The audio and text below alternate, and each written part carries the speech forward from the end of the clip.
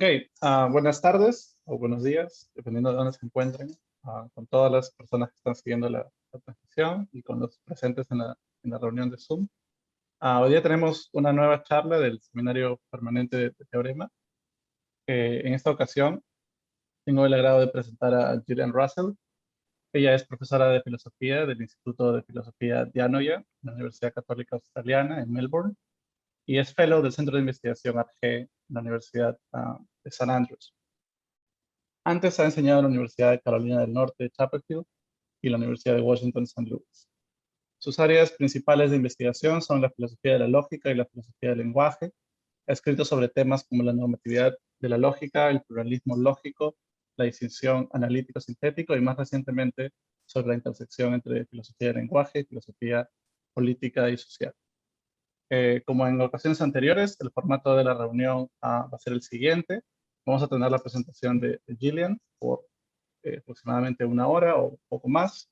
Durante ese momento va a haber algunas preguntas aclaratorias por parte de los panelistas, que son los miembros de Teorema. Y al final vamos a tener una ronda de preguntas en la que todos los participantes en la reunión pueden hacer preguntas. Todos aquellos que tengan preguntas, ya sea aclaratorias o para el final, pueden enviarlas a Pyro, que está allí con el título Preguntas Pyro. A él pueden dirigirle las preguntas por el chat y al final se les dará la palabra. So in case we have people who only speak English here, I'm going to repeat very briefly the rules for the meeting. So for people in the audience, if they have questions, they can send it to Preguntas Pyro, and so he will collect your questions, and at the end it will be a round of questions. Okay, so without further ado, you can start, Gillian. Okay, thank you very much. I wanted to say thanks for inviting me to give this talk. I'm really looking forward to it, and I appreciate the opportunity to share this work with you. So thank you for coming along. My only regret is that we can't do it in Peru. That would have made it even better. Okay, so the talk that I'm going to give today is at the intersection of two really different topics that aren't normally talked about together. So one of those topics is subordination in the social and political sense, in which people can be subordinated on the basis of, say, their race or their gender or membership of some other group. And the other topic is truth conditions for counterfactual conditionals, especially as looked at by David Lewis, where he has these kind of systems of spheres that he adds to possible worlds models for logic in order to kind of plot the validity of arguments containing counterfactual conditionals. So I'm going to need to talk at some points during the talk a bit about subordination, because I need you to have like enough of a sense of what I mean when I'm talking about this, that you can kind of see why the rest of the talk would be interesting. I don't need you to have the perfect, fully worked out theory of subordination. I'm sure we could have a conference figuring out exactly what that is. I just need you to have sort of a sort of grip on roughly the idea that we're dealing with. And then I'll also talk a bit about counterfactual conditionals, and then I'll try to put these things together. But since they're such disparate things, it will seem at some points during the talk that I was just now talking about this one thing, and now I seem to be talking about something completely different with very little kind of segue between them. That's really what happens. Okay, it's not, you haven't missed something important if it seems like that's what's going on. Okay, so I like to start out by talking about my favorite time travel novel from the 70s. So this book is Kindred by Octavia Butler.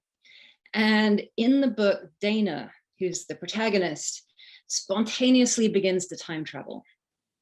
So the way this looks from her perspective is she will be at her home in LA in the 1970s, like packing the house with her husband, and then she will start to feel dizzy. And when she kind of looks up again, she's somewhere else. So she'll be in a field, there'll be people there who don't know her, and she has a hard time figuring out what's happened. And it turns out what's happened is she's now in 1810s Maryland. So no longer in LA, no longer in the 1970s. And in fact, she's in a slave state in the time of slavery, which is especially important because Dana is a young Black woman. It's an important part of the plot that Dana's husband is white. He's a white man called Kevin, and sometimes he succeeds in time traveling with her. So he sees that she's like starting to fade out of reality. She kind of becomes transparent, and he grabs onto her while she's becoming transparent. And then they both find themselves in Maryland in the 1800s. Okay, so like many sudden time travelers, Dana and Kevin find themselves in conversations with people who have very different expectations and presuppositions about those conversations. So just as some examples, people assume that Dana is a man because she's not wearing a skirt, she's wearing trousers. They assume that Kevin owns Dana, that she's his property. They assume that she knows that it's 1810, whereas in fact, when she starts these conversations, she thinks it's still the 1970s. And they also think that she knows that she's not in California. Some of the time, when people get things wrong in their expectation, like they presuppose certain things and they're not true, Dana will kind of push back and say, you know, that's not right. So, you know, I'm not a man. In one particularly sort of important example in the book, there's a young boy, Rufus. He's 8 years old, and he's the son of the plantation owner. So his father owns slaves and owns all the slaves around Dana. And he makes it clear in an early conversation that his mother refers to Dana using the N-word. And Dana is pretty upset about this. She says, don't call me that word. If you're going to call me anything, call me a Black woman. And Rufus is kind of, you know, he doesn't understand this. He doesn't understand why it would really matter that he uses the N-word, but it's one presupposition about like what's acceptable or what's the way things are that Dana doesn't just accept. There are other circumstances where she kind of goes along with what people would expect and even makes stuff up to sort of make the conversation easier. So for example, she realizes that it would be bad to say that she's from California, because at that point, California was, I think, owned by the Spanish.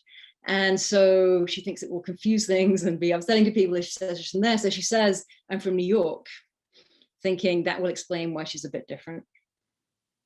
Okay, so why am I talking about this book at all? Why all this stuff about time travel and a fictional plot? Well, let me share this handout with you. Okay, so I hope that people can see this. I'm particularly interested in 3 different kinds of assumption that people make with respect to Dana and Kevin that are different in the 1810s in Maryland than they would have been in, say, the 1970s in LA. And I'm particularly interested in 3 different kinds of assumption. First kind is assumptions about what Dana's status is relative to other people. So kind of her social status. And the second kind of assumption is assumptions about what Dana is permitted to do. So things that she's entitled to do if she wants to. That might include, say, things that she's legally entitled to do, or it might include things that are just a matter of like social norms. These are the kind of things that are allowed socially. And then the last kind of assumption is things that people are allowed to do to Dana. Okay, so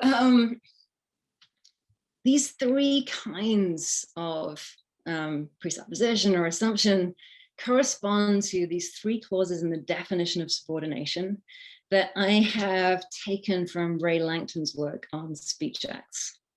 So Langton says that subordination is a matter of 3 things: ranking one person or a group of people below others, depriving the lower ranked group of rights, and legitimating discrimination against them. So these correspond to like the three different presuppositions. So the second one, depriving the lower ranked group of rights. When you think of the things that Dana is not permitted to do in 1810s Maryland, it turns out she's not permitted to eat with white people. So, you know, they eat in the house and she's expected to go outside and eat with the black slaves. It turns out that she's not permitted to teach other people to read.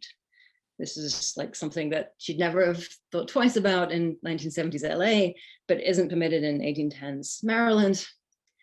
And then if we think about the things that people are allowed to do to Dana that are different from 1970s LA, Mr. Whalen, who's the owner of the plantation, is permitted to force her to watch slaves being punished, kind of as a punishment to her and as a way of keeping her in line. Mrs. Whalen, his wife, is permitted to hit her without any repercussions. Yeah, okay, so maybe that's enough. It's a little bit harder to find places where people are clearly assuming that Dana is lower rank than other people or than she would have been. And I think that's in part because people don't like to talk about that explicitly. I think there's kind of a social taboo against talking about social rank of the people around you. But still, there are lots of conversations in the novel that clearly only really make sense, like they seem to presuppose in that sense that Dana is lower ranked than, say, the people she's talking to. So for example, she's having a conversation with Rufus, who is the 8-year-old boy who's the son of the plantation owner. And it turns out that not only does he think it's okay to call her the N-word, he thinks that she ought to refer to him certain ways that she's not. So for example, he complains that she's not calling him master. And she like laughs. She finds this ridiculous. You know, she is a woman in her 20s and he's an 8-year-old boy. And he thinks that for some reason she ought to call him master. And he says, but you've got to. And anyway, you want me to call you a black woman. And what he seems to be suggesting is, look, you're asking me to call you this thing. And I'm asking you to call me something as well. They're basically like equivalent things. So why would you expect to get what you want without me getting what I want? But they're only equivalent things if you assume that Dana is much lower ranked than Rufus. So it's a little bit like saying, you know, I agree to call you a human being if you agree to call me sensei, or you agree to call me governor, or sir, or something honorific, right? And so it only makes sense as an equivalent ask if those are both just requests to be given your proper name, like the appropriate way to refer to you, which presupposes that Rufus is ranked higher than Dana, which would not have been the case in, say, 1970s LA.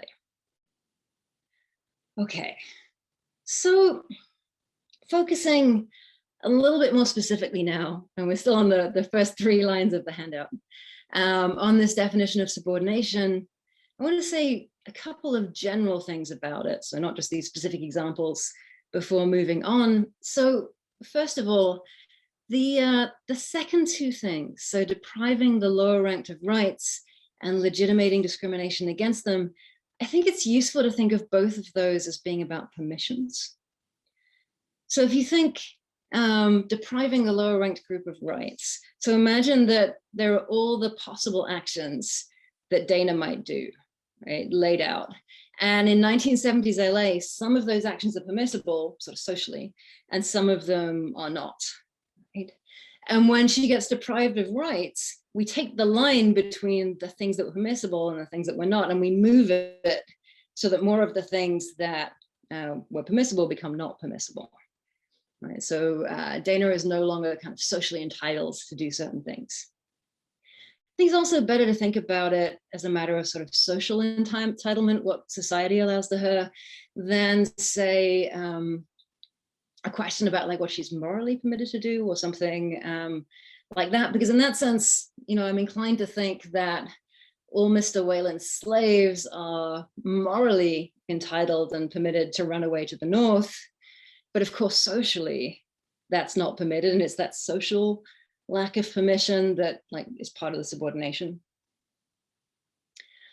Okay, and then legitimating discrimination against them, you can also think of that as a matter of permissions, but this time it's the people who are discriminating, they're now permitted to do things that they weren't permitted to do before. So all the actions are laid out, and those people are now permitted to do more things to Dana than they would have been permitted to do originally. Okay. On the other hand, that first clause, ranking one person or a group of people below others, so this is clearly a matter of ordering. Like there's an ordering of people or groups of people, and it's not just that they're ordered the way you might be ordered if you stand in line or we order you alphabetically. It's that there's this evaluative component to this ordering where being at the top of the ordering, being higher on the ordering is better, whereas being lower on the ordering is worse. And again, I think it helps to think of that as a kind of social ordering. And what I mean to exclude when I say this is it's not a matter of people's like objective moral worth. You know, so there's this thing you sometimes hear, like, you know, nobody can shame you unless you like give them permission to do so or somehow allow it, right? And you might think, yeah, nobody can rank you lower than them. And just because, you know, you are sort of socially supported doesn't mean you're worse than them. Or, well, that seems totally right. But the kind of ranking that is important to this kind of subordination is like where you are in the social hierarchy, right? And that kind of ranking can make a massive difference to people's lives. So, you know, in particular, Luke, who is one of Mr. Whalen's slaves, if he wanted to retire, that wouldn't be possible because of this like social ranking and social hierarchy. It's also, in saying that it's a social ranking, to distinguish it from just, say, people's subjective views about how much people are worth or what their status is. And in particular, if like one person comes along and they disagree with that ranking or they don't accept it, that isn't enough to undo it. As Kevin finds out when he time travels with Dana, the fact that he doesn't think his wife is worth less than the other people around her isn't enough to undo her subordination in this situation. It's a matter of the social hierarchy and the social permissions, and that's harder to change than just changing one or two people's minds. Okay, so here is... Can I interrupt quickly before we move on? I was wondering if maybe this is not exactly relevant, but about the connections between these three clauses, like it's possible that maybe one of them is reducible to the others or one of them entails the other. And maybe this is not relevant, but I'm just curious about those connections. Yeah, no, I'm really interested in that as well, but I haven't got a lot to say about it in this talk. So, you know, so here are some possibilities, and I've been sort of unclear about exactly how this definition works. So it could be that all three of these things are required in order for somebody to be subordinated. Or it might be understood, say, disjunctively, you just need one of these three things and that's sufficient for subordination. And I haven't, you know, even done enough yet to make it clear what that is. But then it also might turn out, like some people say, well, what is the social hierarchy, right? Maybe it's a hierarchy in terms of power or in terms of what people are like socially permitted to do. And if that were the case, it might turn out that the hierarchy part just reduces to the facts about permissions. But then there are other possibilities. So it might be that once the hierarchy is in place, that tends to have certain effects as a matter of sort of contingent social science, just how people work and their psychology, that once you've got this hierarchy, it tends to mean that the people at the top are permitted to do more things and the people at the bottom, fewer things. And then that would be a different way of going about it. I think all those questions are important and I'm interested in all of them, but we don't need to answer them for what I'm going to go on to do. Great, thank you. Okay, cool. Okay, so new section. So here I'm going to move a little bit more closely to the handout. So on the first page, it says spheres of possible worlds. In David Lewis's book, Counterfactuals, the actual world is just one among many worlds, W0, W1, W2, etc., getting along in a modal space, W. Each world W is associated with a set of spheres, $W. So dollar is a function. It takes you from a possible world W to the set of spheres around W. So looking at that little diagram at the bottom, there's a W in the middle, and then that set of spheres around it, that's like $W. Okay. And this function, or the spheres that it maps to, have to meet the following 4 constraints. Okay, so I'm going to talk through a couple of these constraints. Like, all the details are not going to be super important to us, but what is important is that you get a sense for how these constraints are justified. So one of the constraints is that the sphere that is singleton W, so the set that just has W in it and nothing else, is always one of the spheres around W. And the reason for this is that we're going to use the sets of spheres to represent overall comparative similarity to W. And there's one world that overall is more comparatively similar to W, no matter what the situation is, and that's W. So W is more similar to W than any other world. Maybe there are some possible worlds that are, say, qualitatively similar to W, but then W still has this one respect in which it's more similar to itself than other worlds are, namely, it's the world that's identical to W. So there's always a most similar world to W, namely just W. And so the sphere that just has W in it, that's like that smallest sphere. And so that's like the most similar to W you can get. And then we have this, I'm going to say second constraint, but it's the one that's numbered 1, nesting. And it says for any T and S in $W, so any 2 spheres around W, one of them has to be a subset of the other, right? So maybe I can kind of draw, oh, I guess I can't. Never mind. Okay, so I mean, what this rules out is that if kind of, maybe I can find a way to like look at myself on the screen. Let's see, gallery. Oh, there I am. Okay, so now I can see my hands. If you have one set and then another set that just overlaps with it, it doesn't cover it completely. Well, then in this set here, you could have W1, and in this set here, W2 with W in the middle. And now you have this question, W1 and W2, which is the most similar to W? And you'd have to say, well, it kind of depends. If you're looking at this set, then it's this world. But when you think about this other respect, this set, then it's this other world. And so you wouldn't have an answer to the question, which of these 2 worlds is overall most similar to W? Okay. We want our system to answer those questions, so we don't allow mere overlap, right? You have to have this nesting structure. Okay.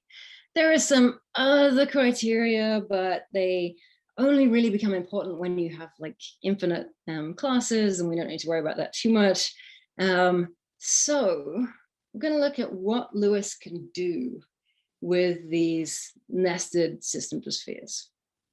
And the first thing that he can do is really the most complicated. And actually the next like 5 minutes, that's going to be the most technical part of the talk.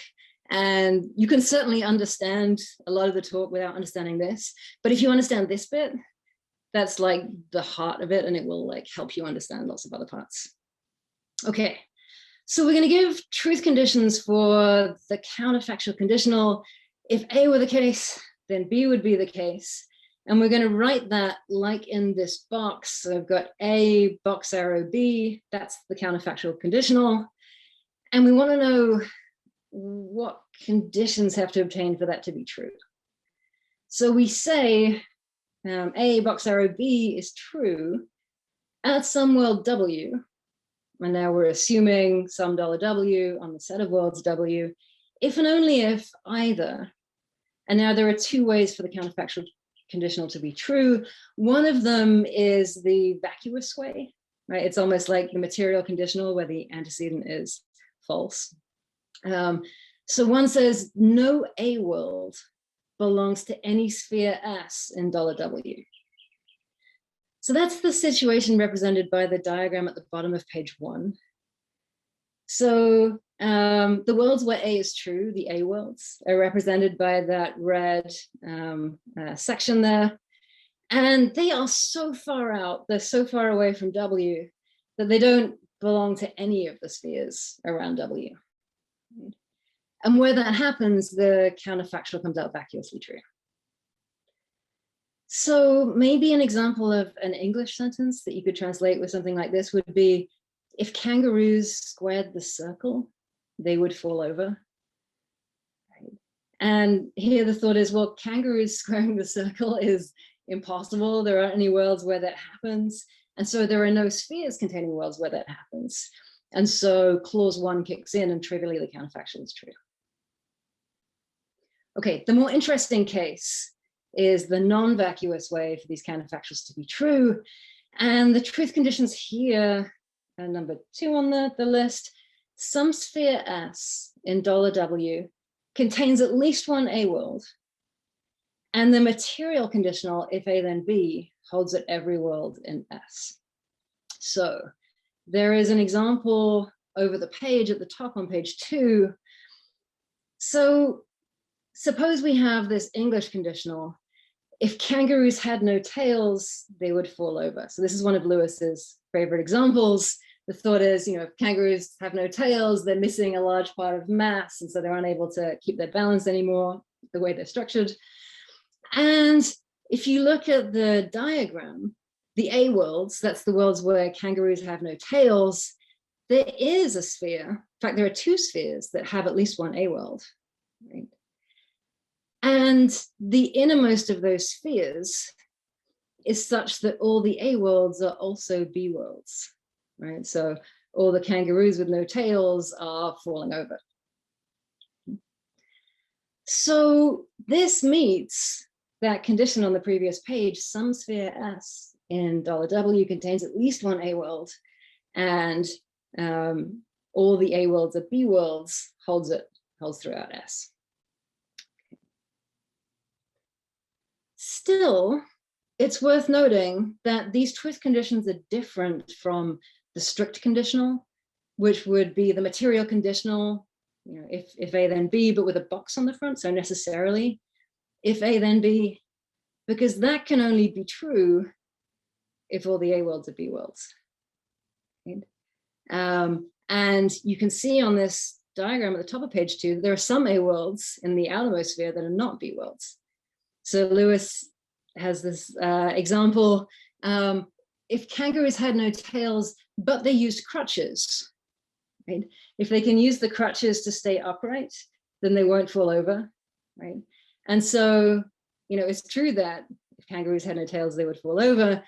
But here's this less likely scenario at a possible world that's more distant from the actual world. Kangaroos have no tails, but they use crutches, and then they don't fall over, right? The original counterfactual manages to be true despite that being true, even though the strict conditional couldn't be.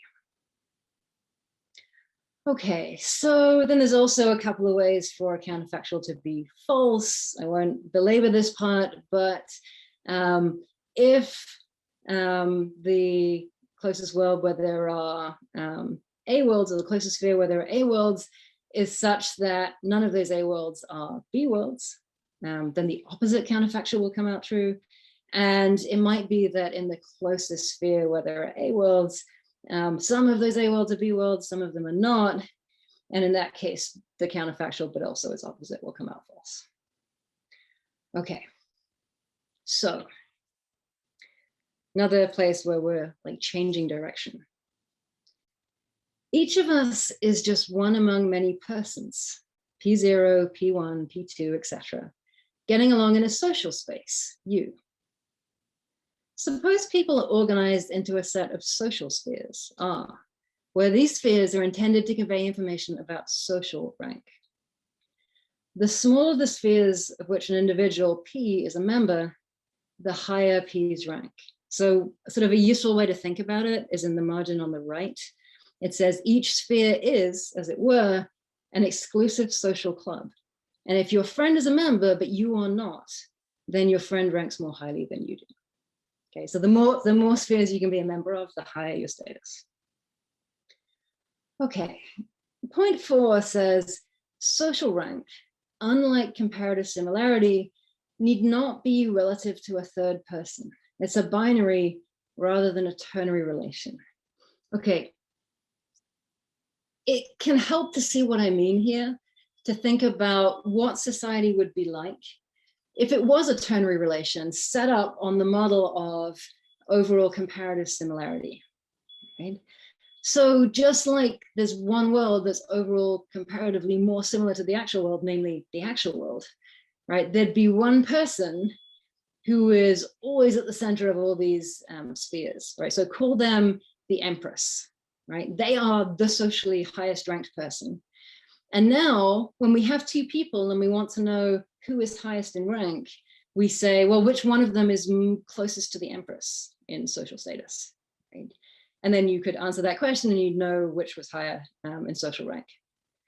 The problem is not every society has an empress. And we don't want to make this assumption that they will do because we want to study like a more general case than that. So because of that, we are going to drop the requirement for centering. So if you remember when we looked at the possible worlds case, we had this requirement of centering. There's always some world W that's like at the center of all these spheres. Well, we're not going to have that requirement when it comes to social rank. But also, point 5, we need not think of our system of spheres as a function $P from a person P, but can simply regard it as a fixed set of sets. Social spheres are defined on the domain of persons U. So actually we can simplify things a bit. We don't need this function. We can just have a set of spheres around in the model. And then we can ask, following Lewis, what constraints on the system of spheres are justified, given that now our goal is to represent social rank. Okay. I've already said that we should drop centering. The other constraints here are just the same as Lewis used for modeling counterfactuals. So for example, we keep nesting and we keep unions and we keep intersections. Okay, so we can think of these as logical models. So, imagine a sort of standard model in modal logic. You have your set of possible worlds, and then you would have an interpretation function. So now we're going to add into all those models a ranking. We're going to think of those worlds actually as people, and then we'll have this interpretation function to interpret the non-logical expressions, and then we get a logic out of it. Okay. Gillian, yes. Sorry, can I ask you a quick clarificatory question? Yeah. Would the idea for nested here be that we're only ranking people in terms of one axis?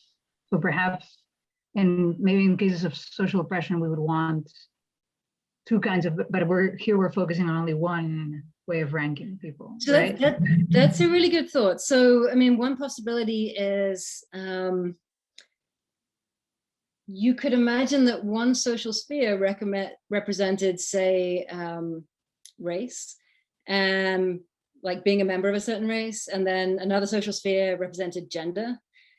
And then there would be this, you'd of course expect them to overlap because there are some people who are both, say, Black and female, but not completely overlap, right? Sorry, I'm just going to change this so I can see you again. Okay, so that might be a motivation for keeping nesting, right? I think if you put it that way, it actually is an objection, but I think it's a really good one. Could we leave it to the end? Okay, and then maybe we could even make that the first question. Thanks. Okay, so I just started this section on applications, right? So why would anybody do this? Right? I've already said it makes people like uncomfortable to talk about social rank. And now we're doing it like really explicitly. We're putting it in the model. I'm gonna use the rest of the talk to try to answer this question. Like, what's the point of what I just did? And I'm gonna go about it in a pretty flat-footed way. I'm gonna say, okay, so what could David Lewis do with his systems of spheres? Like, what applications did they have? What made them interesting and useful? And I'm going to come up with 4 answers, like 4 different things that Lewis could do. He could give truth conditions for modal claims like box P and diamond P. He can give the truth conditions for counterfactual conditionals. He can identify certain counterfactual fallacies, which I'll talk through some examples of, and he can explain the pragmatics of counterfactual utterances. And what I plan to do is go through each of these and say, well, can we do something analogous with the social spheres? And my answer, as you might expect, will be yes. Okay, so first thing we have to look at is 1, giving the truth conditions for modal claims like box P and diamond P. Okay, so I'm just gonna use this quote from Douglas Adams. It's relevant. It probably needs some explanation, but I'm not going to explain it. I'm just going to kind of leave it here for now. So many men, of course, became extremely rich, but this was perfectly natural and nothing to be ashamed of, because no one was really poor, at least no one worth speaking of. Okay, so we're going to start with the simplest case. We can use Lewis's systems of spheres to allow us to interpret the unary modal operators box and diamond. So, there's 2 differences in a way between a counterfactual conditional and the box and the diamond that we see in ordinary modal logic. And one of them is that the counterfactual conditional is a binary operator, right? You have to give it 2 sentences to get a new sentence. It's like if A were the case, then B would be the case. And then your whole sentence contains A and B. Whereas the ordinary modal operators are just unary operators. So you say box A or diamond A. You don't need 2 sentences. But we can still use Lewis's systems of spheres to give truth conditions for these. So if you're used to thinking of the box in sort of ordinary modal logic as meaning something like P holds at every accessible world, right? Then these spheres are just going to replace that accessibility relation. And so now you'll say box P means that at every world in this sphere, P is true. And diamond P means that at least one world in this sphere, P is true. But of course, there's more than one sphere of accessibility. W is at the center of a nested set of spheres. And then we seem to have 2 options about how we could use them to give truth conditions for the box and the diamond. One is, if there was some way to identify these spheres, maybe we could say number them, right? So, imagine we assign a natural number to each of the spheres. Maybe there's only countably many. And now we could have a different operator for each sphere. So, box 3 would mean all the worlds in sphere 3 are such that P. But then the other possibility is, well, we could just have one box operator, but we could have it disambiguated by context. Right? How much are we going to go with this interpretation? So we'll say, and these are the truth conditions in this box in the middle of page 4, box A is true at a world W, just in case A is true throughout the sphere of accessibility determined by $W, and also the conversational context C. Similarly for diamond A. And then we sort of bring in some thoughts about accommodation from Lewis's later work. And we say, look, if somebody says something, they say box P, right? And the only way for that to be true is for us to limit the domain of modal quantification to a certain sphere. Well, then that's what we do, assuming at least that we want to accommodate them and not resist this presupposition that we're only quantifying over these worlds.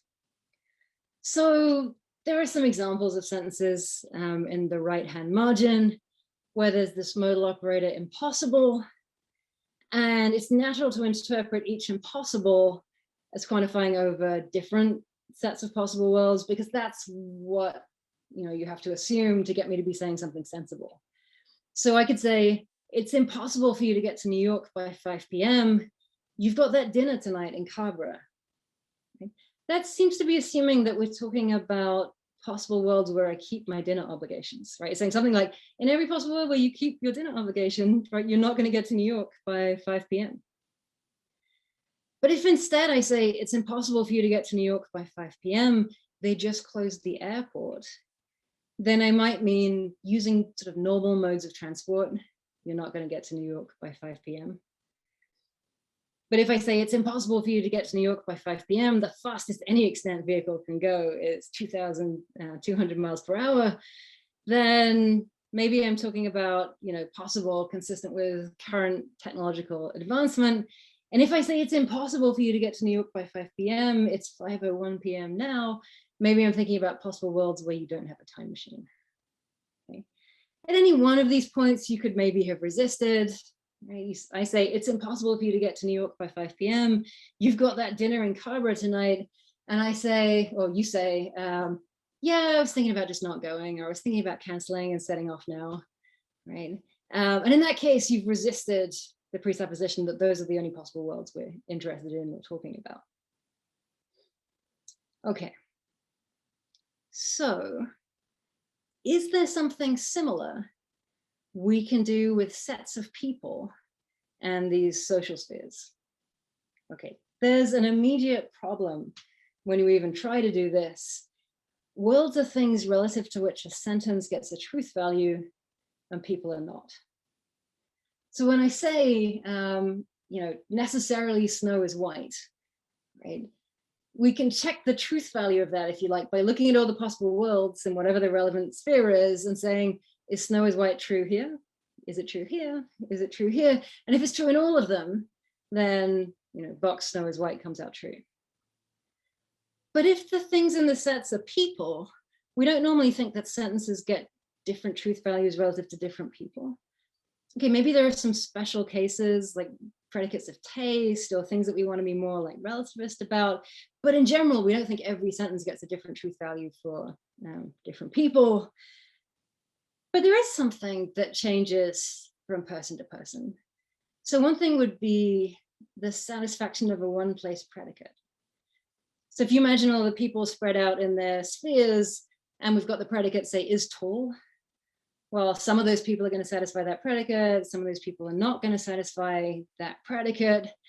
And now we could say, what comes out true, just in case all of the ones in some sphere satisfy the predicate? And I think the natural thing to say here is the universally quantified sentence, everyone is tall. Right? So this is basically what's being said in the solution here. The model theoretic analog for the truth of a sentence when the object is an individual rather than a world is the satisfaction of a one-place predicate. And the syntactically appropriate expression for quantifying over individuals isn't a sentential operator, but a unary first-order quantifier, a device that syntactically attaches to predicates to form sentences and model theoretically to sets to give truth values. Okay. So here are some clauses for what I'll call monadic social quantifiers. They are the analog of the box and the diamond in the Lewis systems. Right? So for all alpha A, you can imagine that A has the free variable alpha in it somewhere. That's going to be true just in case A is satisfied by every member of the social sphere S, determined by R and the conversational context C. And then just like you can also have the diamond, so we could also have an existential social quantifier. Exists alpha A is true just in case A is satisfied by at least one member of the social sphere S, determined by R, and the conversational context C. And of course, there's no need to stop with the universal and existential quantifiers. We could have generalized quantifiers like most, So we could have most alpha A is true, just in case the cardinality, like the number of things that satisfy A within the social sphere S, is greater than the number of things that don't satisfy A within the social sphere S.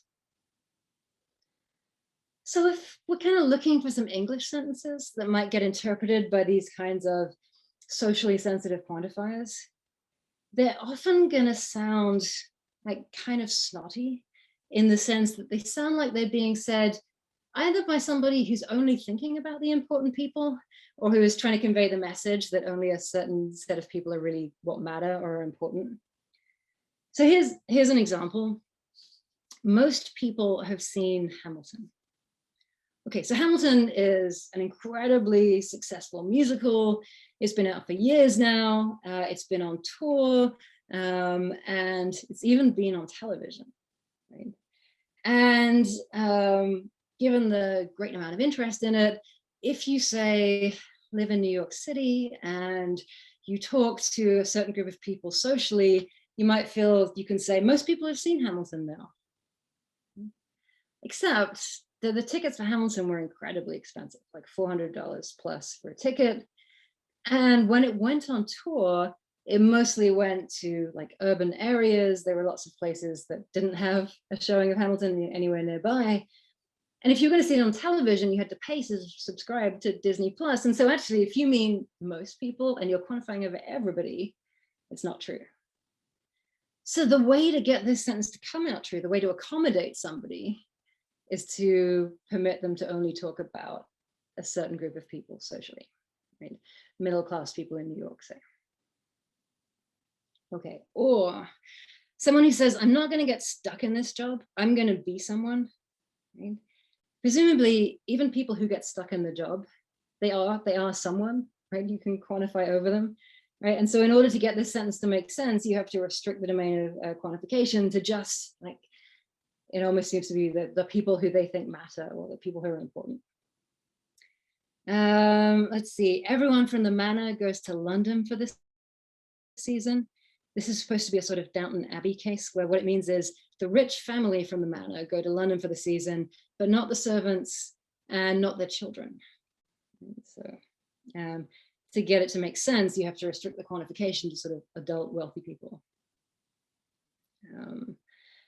Let's see, everyone should own a gun. So you can imagine this being said by a member of the NRA who is racist and certainly doesn't mean to include the Black Panthers, right? And so they say things like everyone should own a gun, but it turns out like they don't mean everyone. Okay. Or all men are created equal, written by somebody who owned slaves.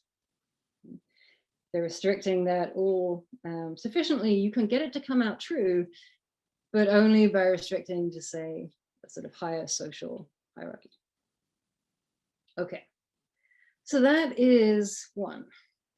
I guess I'm getting a little bit short on time, so I'll try to move through the last three relatively quickly to at least give you a like flavor of what they are.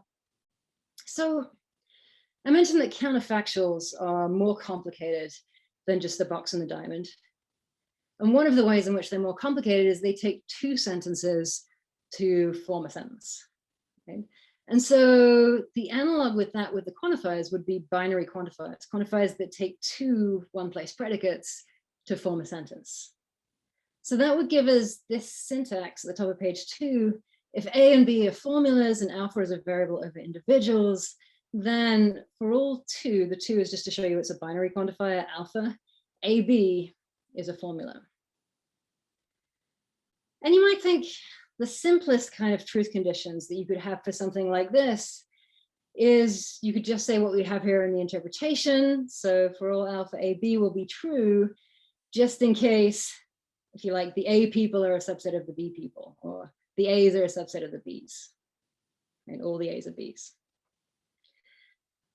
But that would be the analog of the strict conditional, right? That would be like saying necessarily if A, then B for worlds. And we want something that's the analog of the counterfactual conditional. So it's going to have the same syntax as the sort of the, I guess, like strict social binary quantifier, but it's going to have this variable truth conditions, which are in the box on page 5. And these are the ones that are analogous to the counterfactual truth conditions. So for all, we've got 2V there to show that it's a variable binary quantifier. AB is true if and only if either no individual in any sphere in R satisfies A. So that's the sort of vacuous case. And maybe as an example, we could have all werewolves are hungry, where the thought is either there are no werewolves or the werewolves are so low in status like that we don't count them, right? And so the sentence comes out true. That's the vacuous case. But then the more interesting case, the sentence comes out true just in case some individual in some sphere S in the ranking does satisfy A, and within that sphere, all the A's are B's. So here's something in English that, like, maybe you could think this is an example. So the sentence is, all women are permitted to vote. And I want you to imagine this being said in Australia in 1906. And there's just been a law passed that means that women are allowed to vote now, not just in some territories, but in all the states and all the territories. So in the country as a whole, women are permitted to vote, right? And so somebody might say, women are permitted to vote now. However, in Australia, Indigenous suffrage lagged behind women's suffrage. And so in fact, in 1906, if you were an Indigenous Australian woman, then you were not permitted to vote.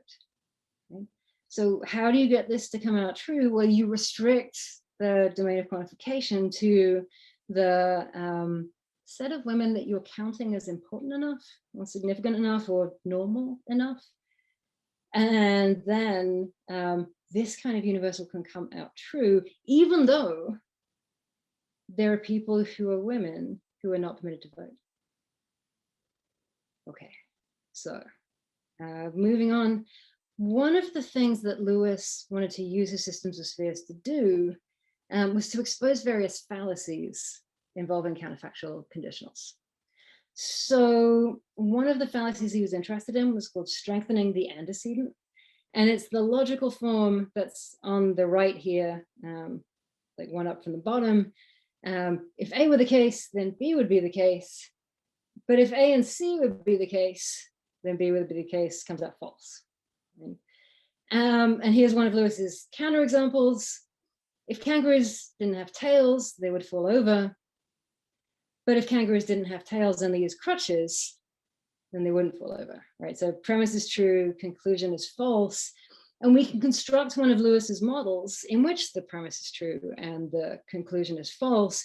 You just need the closest sphere of worlds where kangaroos don't have tails not to contain any of the ones that are using crutches, right? As long as they're further out, you'll be able to get the top thing to come out true and the bottom to come out false. So similarly, with the example that we just saw, there would be a fallacy which is strengthening the restrictor of the quantifier. So you start out with all A's are B, but then all things that are A and C are B comes out false, right? For example, all Australian women are able to vote, true. All Australian Indigenous women are able to vote, not true. Okay, last thing. So I won't go through all of the fallacies in detail. I just want you to see that this is one of the applications. Okay, so the last thing is. Oh, Gillian, I have like one small clarificatory question. Yeah. That and also like you have half an hour more, so like. Oh, I do. Don't worry okay. that much about time. All yeah. Right.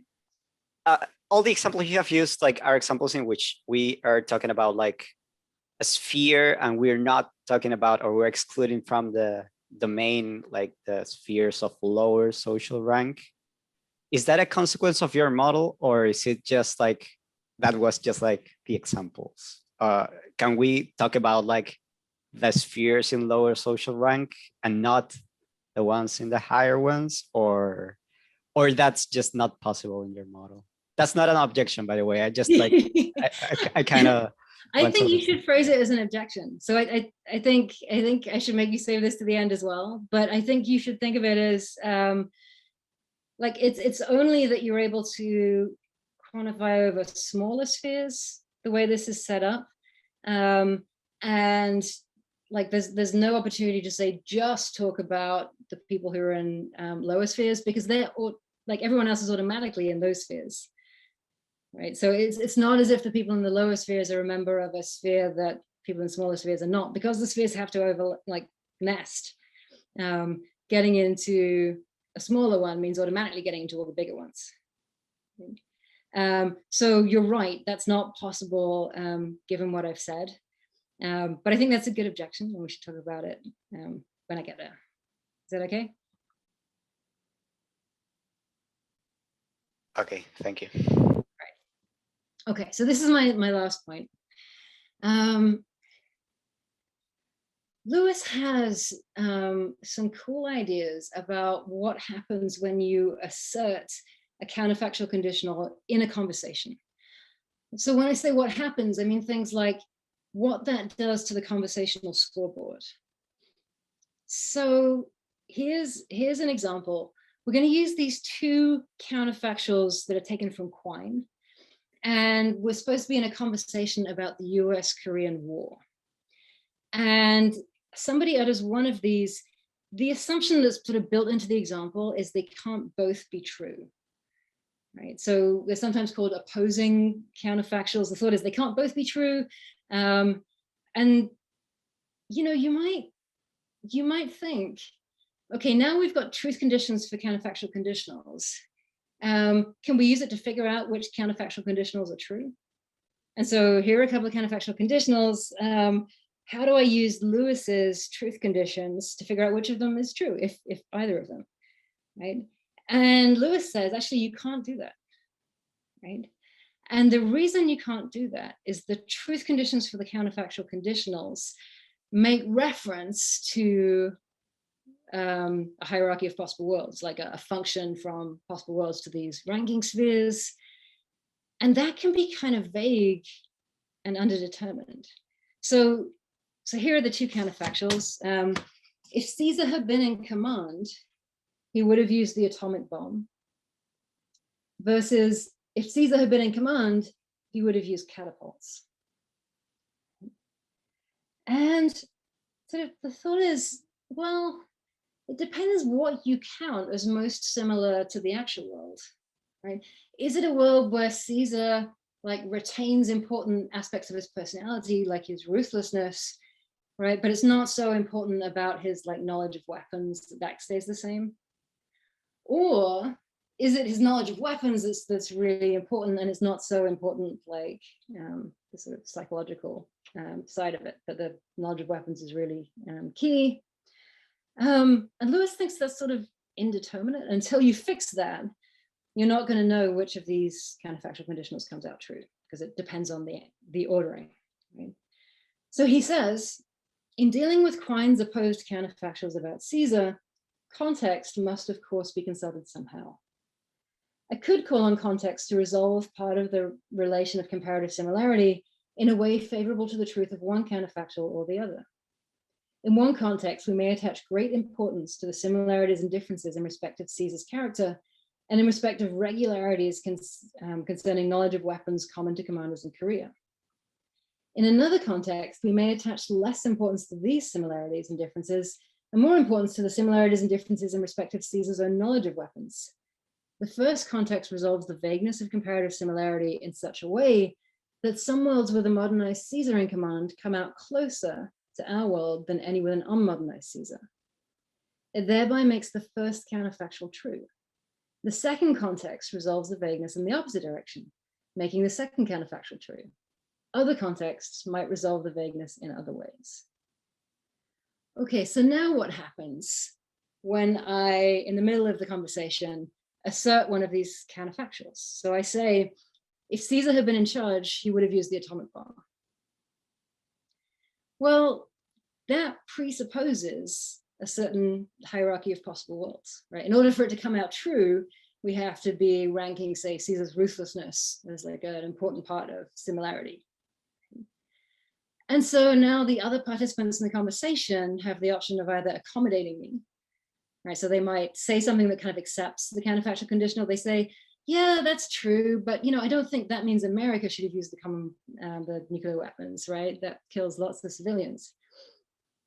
Or they might push back on the truth of the counterfactual conditional and say something like, what, you think Caesar is going to use a weapon he doesn't even know about? That's crazy, right? And in that case, they don't accept the counterfactual conditional, and so they don't add to the scoreboard the presupposition that a certain ranking is in place.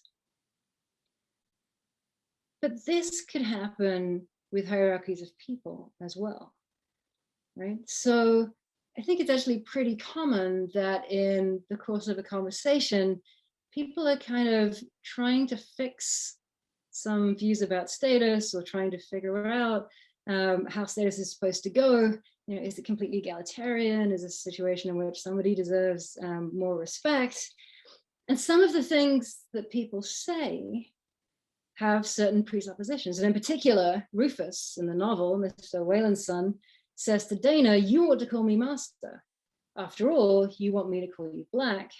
And I suggested that this has a certain presupposition, namely that Rufus is ranked higher than the person he's addressing, namely Dana. So, assuming she accommodates him, that she goes along with that presupposition, that ranking would get added to the conversational scoreboard. And if she resists it, then it doesn't. Of course, there are important questions about this particular example, namely, what difference does it make if you're not the addressee, like not the person who's being denigrated? Do you have more power to push back? And then also how this connects up to like social rank more generally, not just inside the conversation. But still, this seems like a cool application of the systems of social skills. All right, so I will stop there, and then hopefully we can move on to the two questions that I put off until now. Thank you.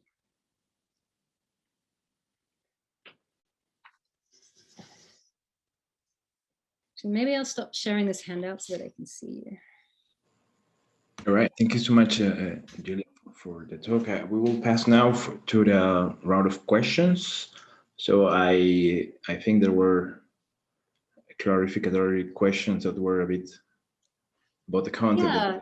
So we've got two of them on the list already. Is it okay if we start with them? So who was it that asked the question about like nesting and overlap? I did. You did.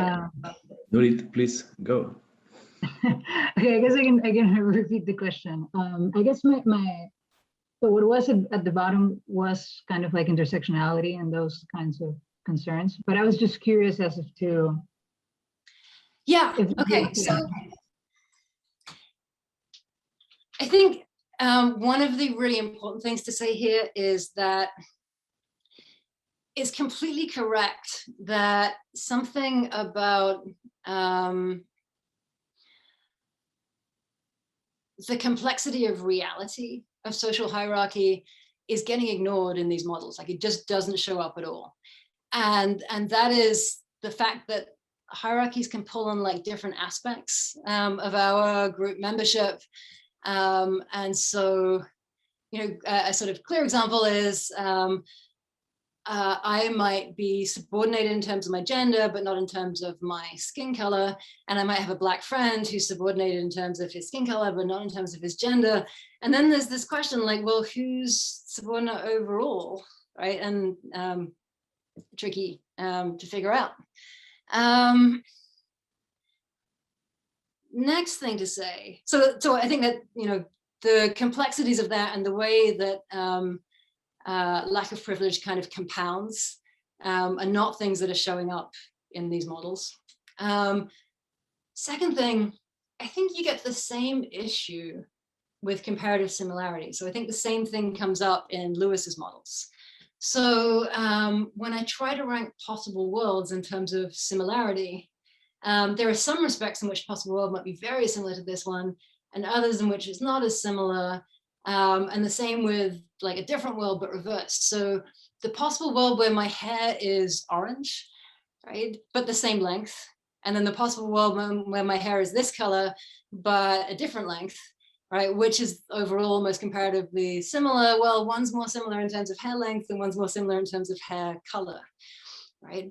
And Lewis says, yeah, so I'm not trying to represent all the rich things that go into determining the rank in terms of similarity, only the results, like the hierarchy that comes out, right? There are other complexities that are not going to show up in these models. So, for example, you might think the hierarchy is sensitive in some ways to say which country you're in. So maybe social hierarchy in the USA is very different from social hierarchy in the United Kingdom. And you get all these stories from people like Miles Davis or Tina Hesse Coates going to Paris and finding the hierarchy is just different, right? And the sort of story about how this can be liberating to see that the racial structures that you grew up with are not inevitable. Like, it's not like you found a country that doesn't have racial hierarchy, but because it's not what you're used to, you have this sense of like the contingency of the one that you grew up with. So I think another way you could make the models more complex, in addition to like getting rid of nesting, is you could try to make them context sensitive in some way. So it could depend on like different features of the context, like maybe which country you're in, or which group you're in, like how the ranking happens. And then I think there's a good reason, having like acknowledged that there's all kinds of realities that the model doesn't capture, that can actually be useful. So we could make the model much, much more complicated by building these things in.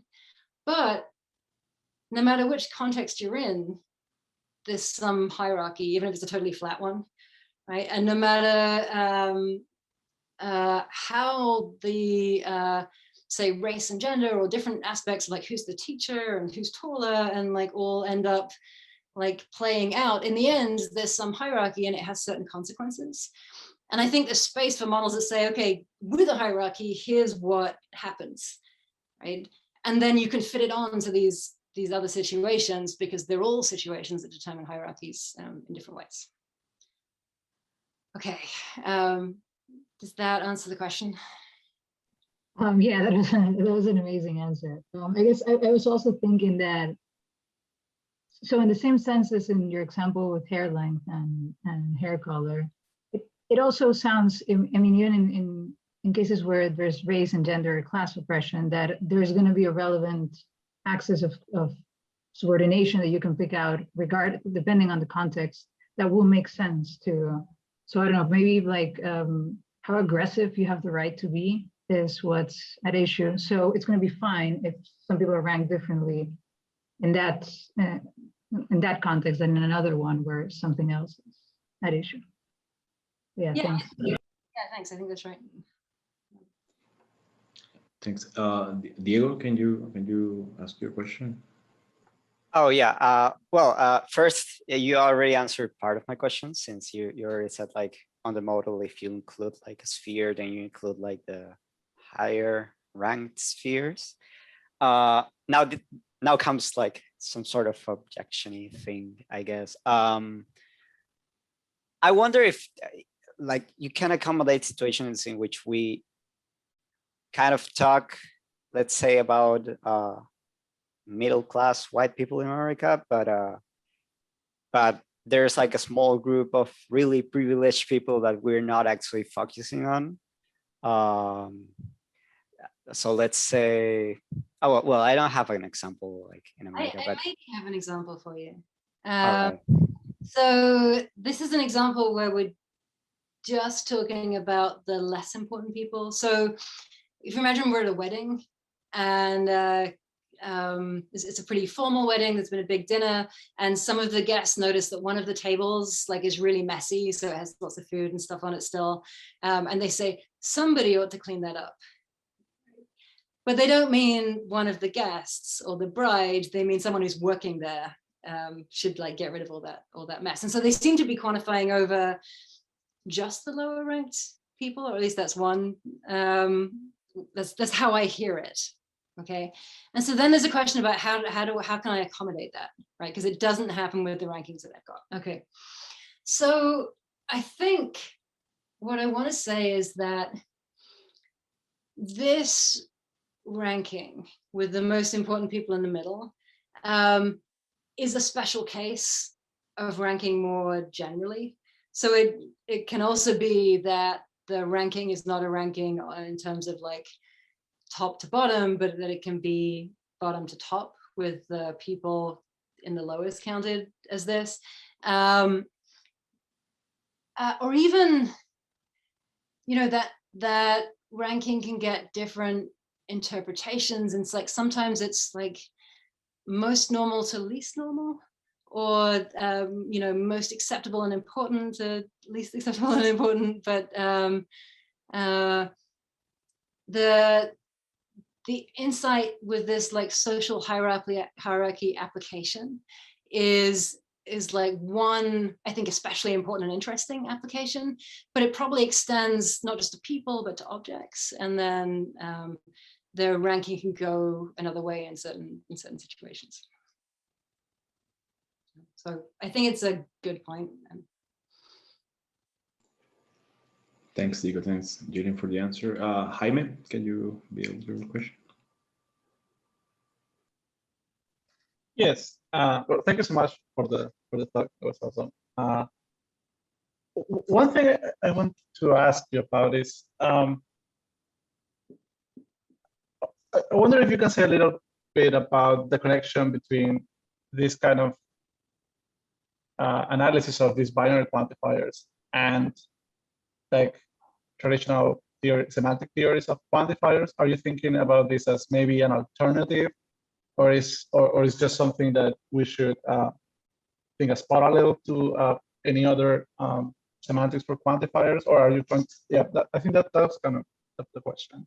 Yeah, that's good. So here's like something that's going to be a worry for me, right? So there's already this sophisticated, well-developed, well-entrenched theory of like domain restriction that can account for lots of these cases. So especially the unary cases where I say things like, oh, what did I have? I've forgotten now, but like it's you could say, oh, it's just domain restriction to like the important people in that case, right? And so dialectically, kind of the situation that you might think my theory is in is there are two theories. My theory like explains a bunch of stuff like this, but we can already explain it with something we're already using. And since that theory is like so well entrenched and so powerful, maybe we should just stick with that. Like what does this theory do better than the old one, right? And so if that's the way we think of it,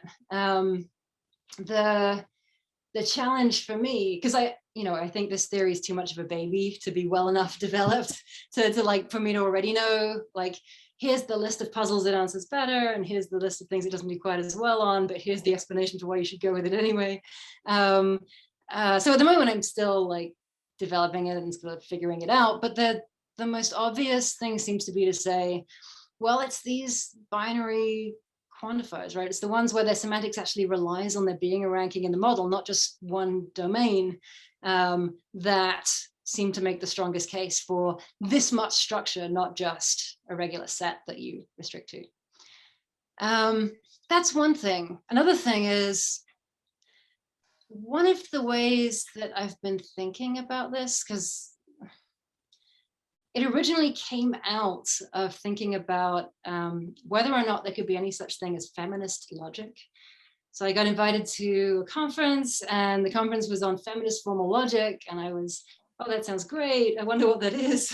And went to the conference, still didn't know what that was, but had a renewed interest in what that could be. Like, was it possible to have feminist or even political or social formal logic? And for me, that meant it had to be something about the entailment relation, right? It had to be a theory of entailment the same way that, say, modal logic tells you something about the entailment relation, say that box P entails P, or P entails diamond P, right? That's more than just what you get from first order logic, but it's still about truth preservation over sentences. It's not just, I don't know, pragmatics or formal semantics or or confirmation theory. It's still about logic, right? And so, one thought was, one thing that logics have some experience with is studying hierarchies. Okay, normally hierarchies are totally different things, like numbers ordered in terms of the less than relation, or, and here was the promising thought, possible worlds ordered in terms of similarity. And when you have these things in the model, the hierarchy, so in the possible worlds case, it gives you the opportunity to define some new logical expression and give its truth conditions in terms of that. So the same way that having possible worlds enables you to have the box that makes reference to them, and having the ranking in terms of similarity allows you to have the box arrow that makes reference to them and does its truth conditions in terms of that. So there was this thought, if we built social hierarchy into a model, could we have logical constants? So in this case, these quantifiers that make reference to this, and could it make a difference to the validity relation? So one thing I think I can say is this logic does exist, right? So this may be an artificial language. Perhaps there are no quantifiers like this in English, but in the formal language that I constructed, they do exist and they work like this. And to the extent that you think, say, studying the gender hierarchy is something that would make logic like feminist, and the fact that it like affected the validity relation would actually make it like about logic, like that's what you're doing. I think this could count as an example of feminist logic as well. So that's like the other like justification for thinking about this. Actually, just a quick follow-up.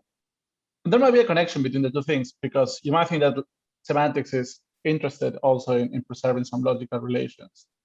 So there might be an argument for including this kind of models in the semantics of the quantifiers if you find that there are some entailment relations in that language. Yeah, that might sound like a... That's the hope. And I guess, I mean, that's kind of what happens with Lewis's stuff as well. You go from, here's this logic with these fallacies, but then also here's what, counterfactual conditionals mean. Here's how to think about their truth conditions in English, and then on to here are the pragmatic effects when you assert them in conversations. Like, yeah, downstream from defining this logical constant, there are semantic and pragmatic effects. So I don't mean to deny those. That's good too. Thank you. All right, thank you for the question. I will read one of the questions that has been asked.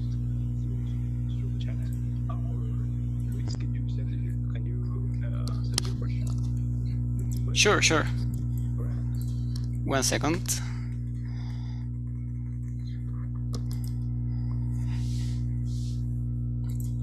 So, Gillian, thanks for the talk. In continuing with what you mentioned about using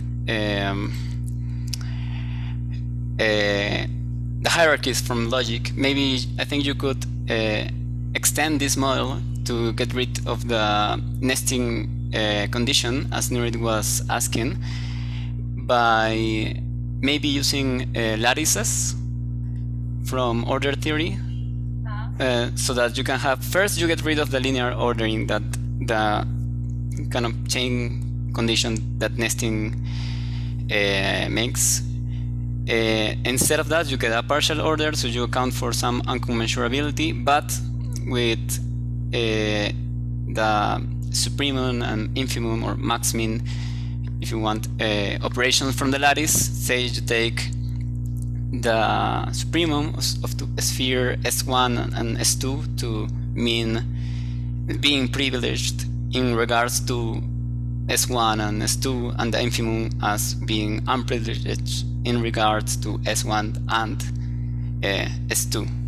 I think the model would translate nicely, but and I don't know if the details would work out exactly like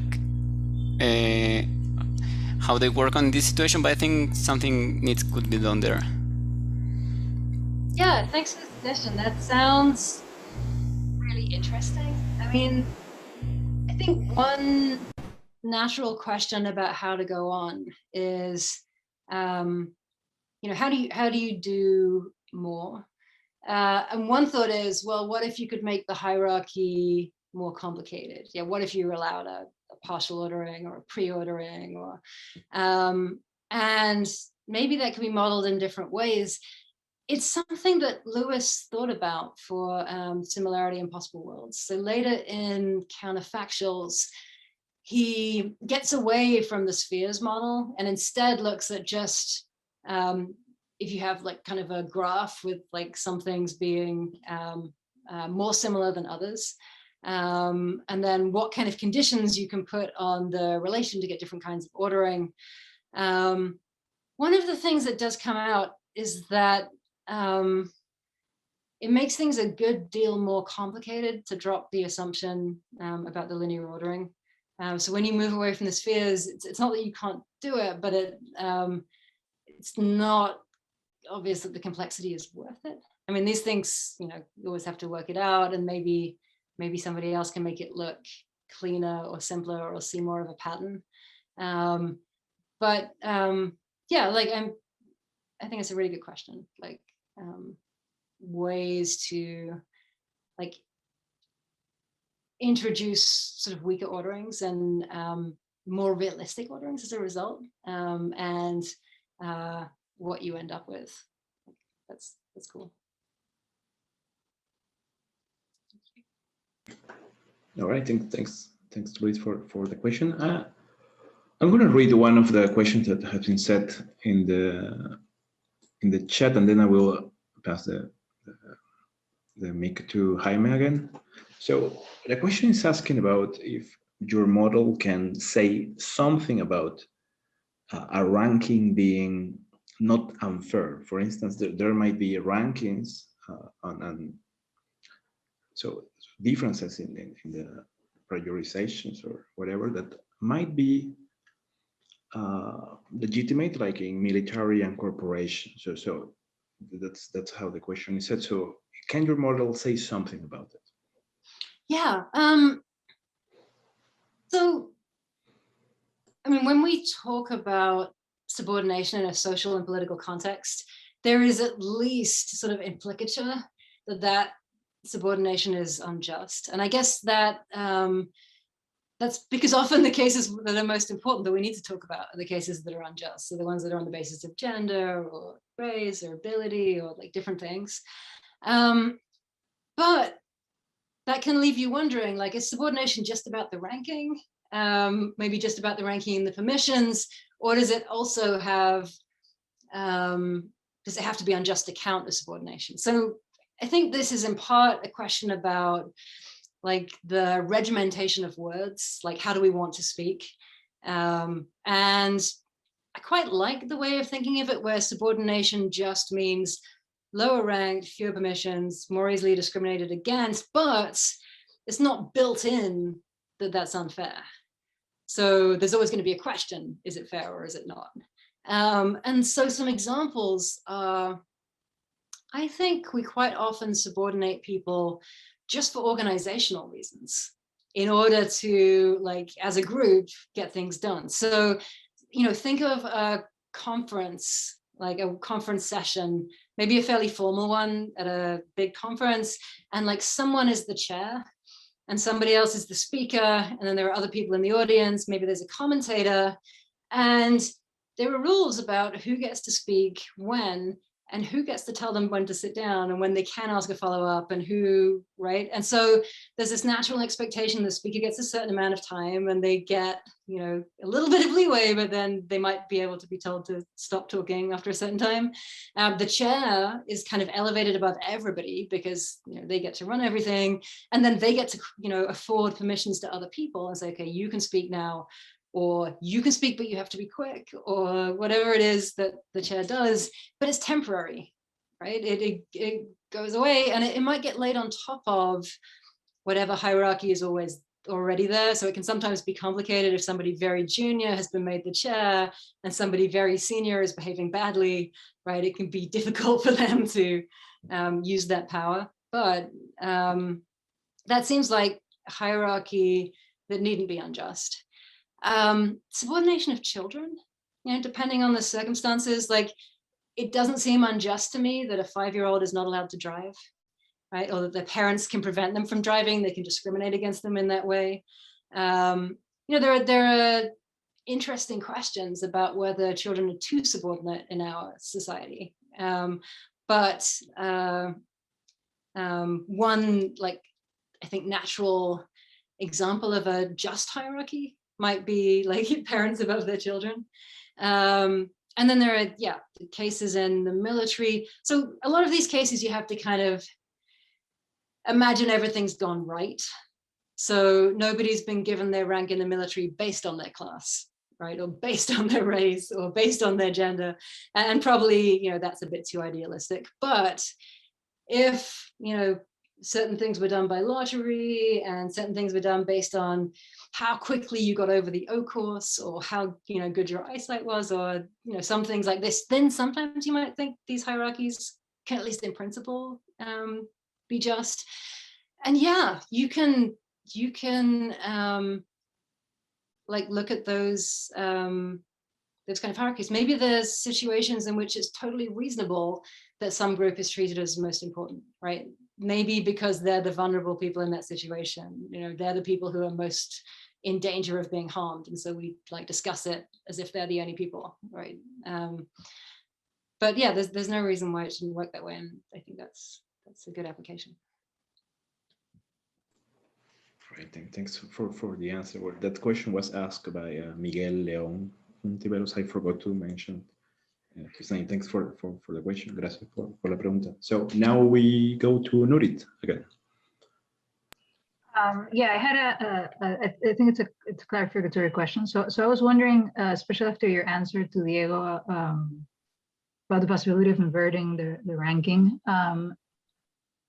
So would it make sense to reintroduce the centering part if like there's going to be these scenarios where it seems that like who we put at the top or at the smallest sphere makes sense? Yeah, just that. So I read this book, Wolf Hall, recently, and it's a sort of historical fiction in which Thomas Cromwell, who is one of Henry VIII's advisors, is like the main character. And because there's a king and it's a very social novel, it's really clear that every single person in the novel like rotates around the king, right? And so everybody is constantly worried about what he thinks, and like you couldn't, you know, it seems really clear that there's one person at the top of the hierarchy, and then there is some like other people, and that's a bit mixed up. But the clearest thing in the entire society is that there's one person right at the top. Right? And so yeah, you might think in that kind of certainly it's possible situation because that's the situation described in the novel, but maybe that was really how it was as well. There can be like a sphere that just has one person at the top. One way in which it would still be different from the possible world situation, though, is that it's not like everybody's at the top of their own hierarchy, right? So the possible worlds thing, for every world, you get a set of spheres around it, and it's the one in the middle, right?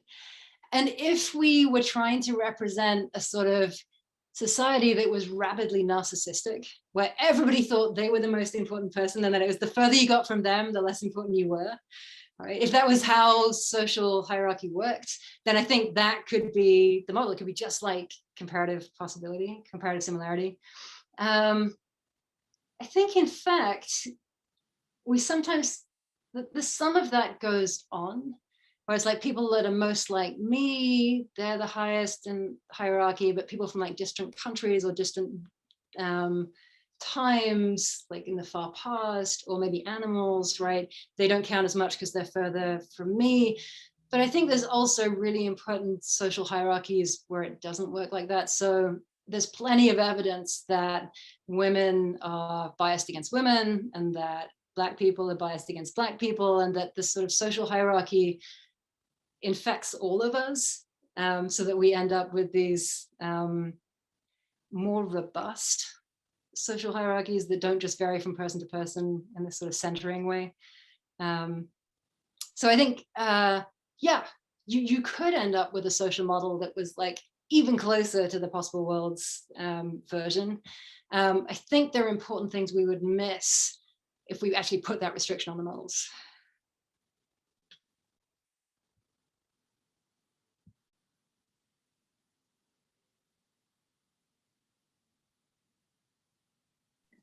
Right, I think you're muted. Yeah. All right. Apparently we have no other questions. If you have any question, can you just, okay, we have one question more. Gabby, can you please set your question? Yes. Thank you, Gillian, for your amazing talk. I wanted to ask a question so that you maybe can relate this to other sort of topics that pop out that might be related. I'm thinking particularly about the issue of, ontological injustice and the sort of conceptualization of oppression that uses concepts from ontology, from social ontology in particular. So some people want to argue, for example, that we fail. Tell me about this, because I don't know. Yes, about it. yes. So what I mean is, for example, some people want to argue that we can fail certain individuals as a society by failing to recognize or draw certain boundaries in the social world that recognize them as a social category or as a social kind, right? And that they, because they don't show up as a social kind, these people are in a circumstance of oppression, right? So I wanted to relate it to what you said, because it might seem that sometimes, be like being an autistic woman, for example, or maybe even say, for example,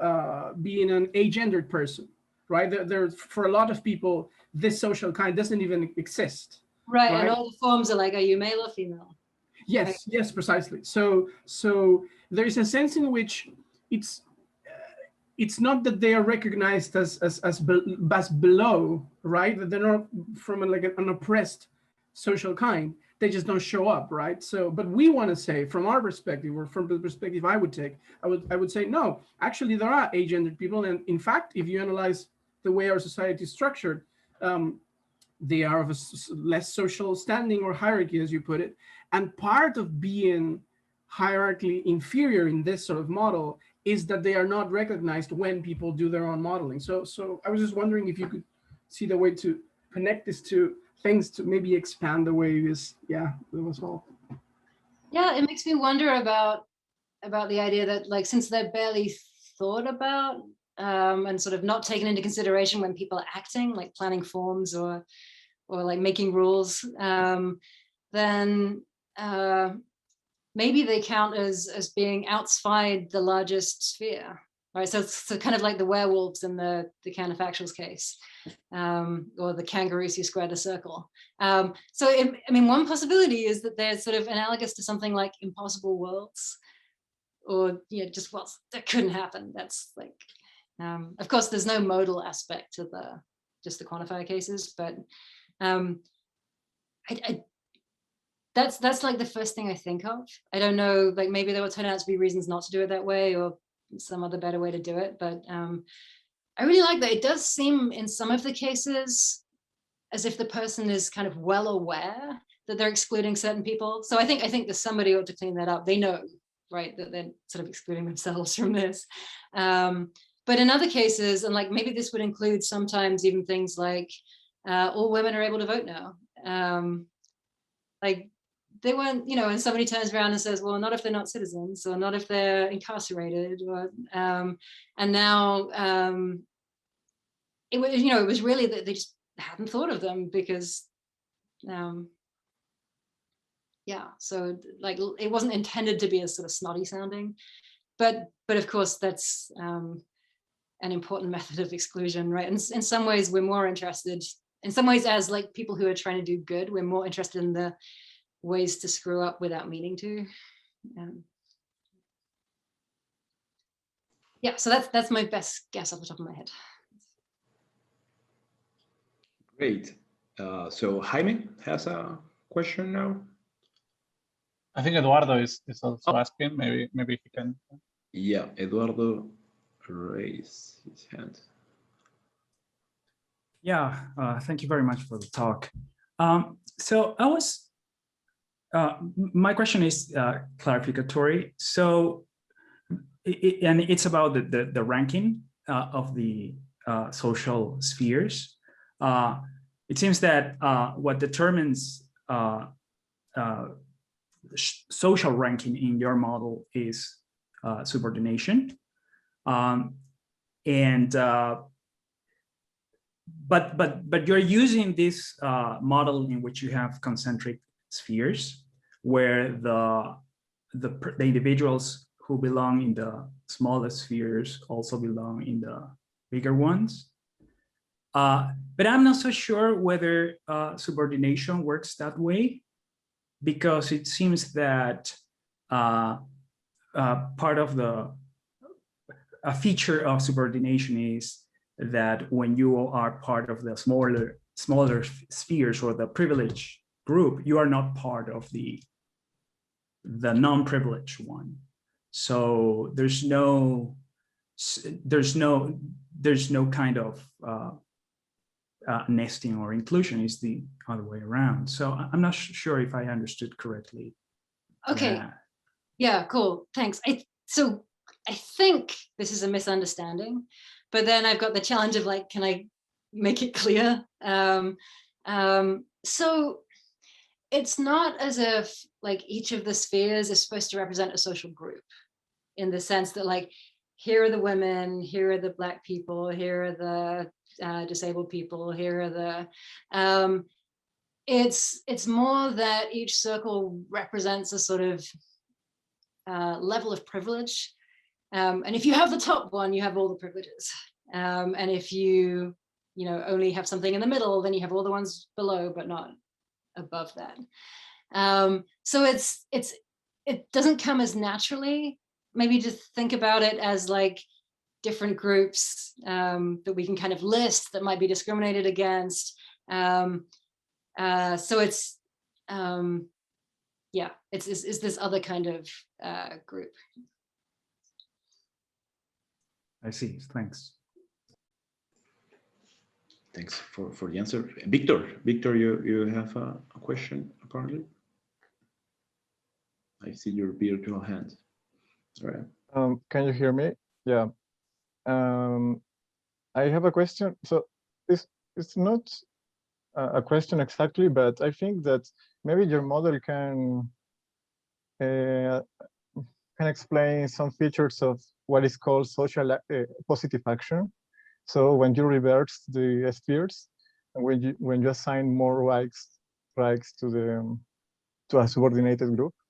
So some criticism to positive action is that you keep the hierarchy, so it is unfair in a very general way.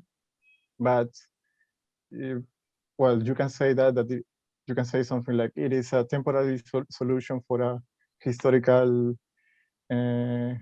discrimination against, I don't know, Black people or people that belong to a certain community. So maybe, I don't know, it was just I was wondering if there is a relation.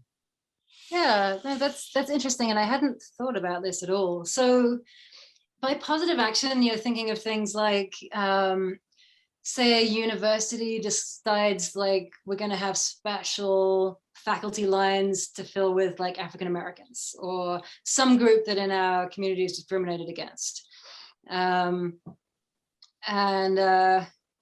Yeah, so, or like we're going to try to hire more Black doctors or train more Black doctors. Yeah, so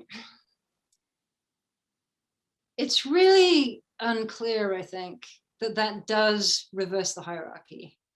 So I think it's more likely that it only makes sense against the background of this very clear hierarchy where the white people are getting all the opportunities and the money and look like the good guys being doctors, and like other people just never get access to like that kind of life. And so it's like an attempt to step it up. Yeah, so I mean, somebody who's arguing about the justness of positive discrimination and positive action might argue that this reverses the hierarchy and that's why it's bad. That, you know, it's unjust in a different way. But it really doesn't seem clear to me that it does reverse that hierarchy. It maybe adds some nuance to it. So. Yeah, I mean, there's a question about, you know, what we're going for. And a pretty natural thing, I think, is to want, like, no unjust subordination, right? Okay, so that's, I mean, I say that's natural, but the difficulties in like clarifying what is the unjust subordination, right? And getting it taken care of. But I mean, there's kind of a suggestion in the very last point in the talk that one thing that can be done is when somebody speaks presupposing a certain hierarchy, you can contest it, like not accommodate it. And that you could maybe even set up some conversations or set up some environments where there was a presupposition that, say, everybody was equal, or that we were actually going to be more equal than the rest of society. And the fact that something goes on outside of, say, our department doesn't mean that we're going to do it here. So I can imagine the chair of a department, you know, in department meetings, you know, maybe it's their first week on the job, and they're talking about, yeah, you know, I've noticed that the women in our department always end up doing the washing up and like cleaning up the dishes, but like we don't want to be like that. I know it sort of happens with social pressures and things, but we're going to not do this. And so you start to build up this presupposition in conversations at sort of the official department level, at which that presupposition is not allowed, and that the presupposition of equality is like what we're putting in place. Like, I mean, I think it's not going to fix everything, but it's sort of a mechanism where some good can be done. Yeah, I don't know if I can do another question. I can make another question if there is time. I think the chair has the power. Go ahead. Okay, so I remember one of the questions was about the complexity of society and how there are different ways in which subordination can work. And you mentioned that we can integrate that to your theory of social structures. But I was thinking that maybe you can say something that to that kind of objection, you can say something that like subordination is a property that is multidimensional. So it depends on there are different ways in which subordination can be measured. So there are different scales. So there is a dimension that is race, and there is another dimension that is religion. But at the end, subordination is a single property that is composed by all these dimensions. So you don't need to integrate every single scale. You need to talk about the only experience of subordination in general. I don't know, it's just a suggestion. Yeah, no, I really like that answer. Like, I think it's important to acknowledge that things are more complicated, and that the people who work on the ways in which that's more complicated, like that stuff matters and helps us understand like how we end up with the hierarchy we eventually end up with. But however it happens, we end up with a hierarchy, and then there are questions at this level, like, you know, what are the consequences? How can it be changed? Mm-hmm. Yeah, thanks. Great. Well, we have a question from Edward. Edward, can you please ask your question? Yeah, thanks. Well, thank you for the talk. It was very, very interesting. I was wondering whether some of the ideas that you have introduced in your model can be applied to other domains that are like not exclusively social. Like, for example, in metaphysics or ontology, people sometimes discuss things about ontological dependence, and they have a ranked view of the world in which, funny enough, the bottom level or the lower level is like the one that has more privilege, like, for example, physics or something like that. Right, the fundamental stuff. Yeah, exactly. The fundamental stuff have like more causal powers. I mean, not more rights, but more causal powers or things like that. And people can think about, I don't know, dispositional properties, categorical properties as more privileged ones or perfectly natural properties. So have you thought about these kind of applications to other domains? No, not at all, but it sounds really exciting. Like, I don't know that much about the metaphysics myself, but I see exactly what you mean, that there's this hierarchy, and, you know, hierarchies are fairly general things, right? They show up all over the place. It's one of the reasons why, you know, mathematics is so widely applied. And right. So, you know, given that it's such a general thing, and that's what makes it make sense to study with logic, right? Yeah, I think it's totally reasonable and exciting that there could be applications elsewhere. And I really like this idea of the sort of fundamental, non-fundamental metaphysics rather than just the social stuff. It's also kind of cool to think that the inspiration could go back in the other direction. You know, Sure. so a lot of subjects in analytic philosophy right now where we're saying like, oh, we could do something social with this. Oh, we can like social epistemology and social metaphysics. And I'm kind of saying maybe a little bit of logic. Be great to see it go back the other way. Sure. Okay, thanks. Great. Jaime, you have one of the last or the last. Yeah. So this is actually connected to kind of connected to the semantics question I asked. And this is about something like disagreement. Because it seems like when somebody says everyone is F, right? And they are presupposed to some kind of hierarchy.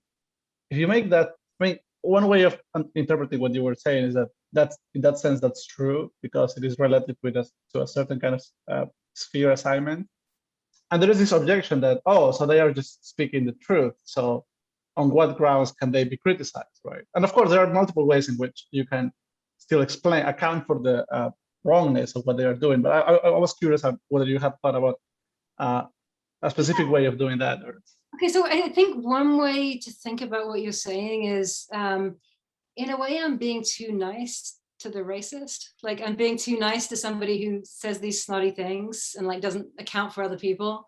Because I'm allowing what they're saying to come out true, whereas with a strict quantifier, it would be false, right? They'd be if they say all Australian women are permitted to vote, and Indigenous Australian women are not permitted to vote, then they'd be saying something false, right? And like, why not keep that criticism?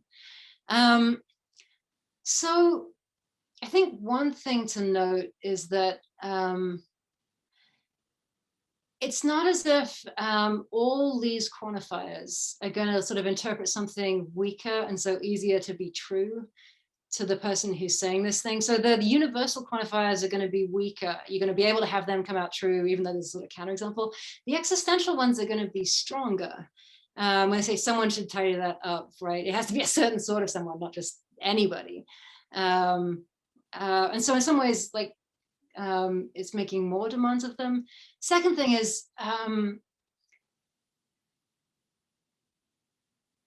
think, so it's not socially acceptable to like be identified as a racist, right? So I take it that all of us are somewhat racist, but nobody wants to be, and we try not to be, and you definitely don't want to get classed that way. And because of that, there are lots and lots of sneaky ways to do it, to like get away with saying the thing you want to say without being like easily branded as.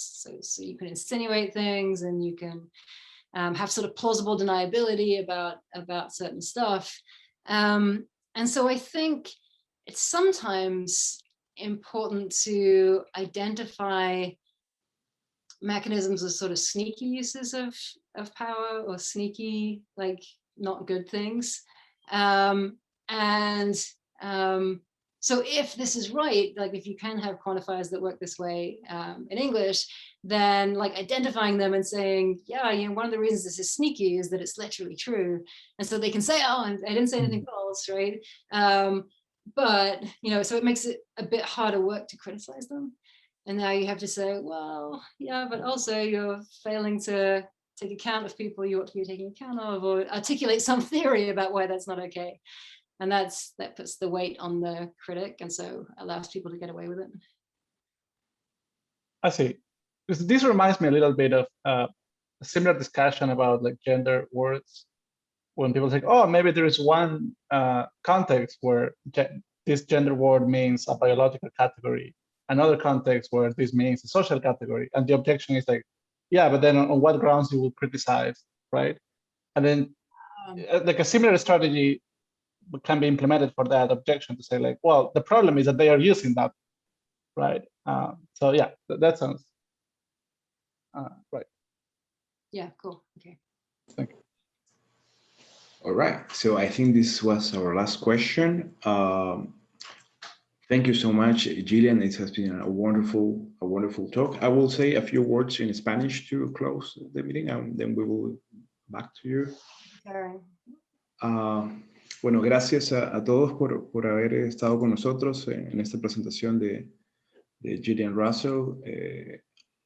Permanezcamos atentos a lo que se viene en el seminario. Tenemos otra conferencia este lunes que viene con John Hawthorne. Bueno, gracias por venir. Nos vemos en una semana. Saludos a todos.